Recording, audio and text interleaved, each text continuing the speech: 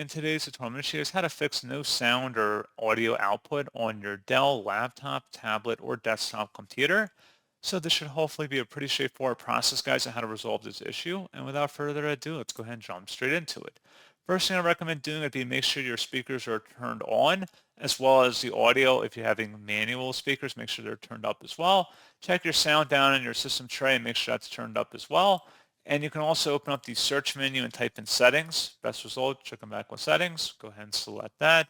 Select system on the left panel and then select sound over here on the right. And then if you scroll down underneath advanced, select troubleshoot common sound problems, select output devices, and then walk through the on-screen directions as it would appear on the screen. And that's pretty much it. So as always, thank you guys for watching this tutorial. I do hope that I was able to help you out, and I do look forward to catching you all in the next tutorial. Goodbye.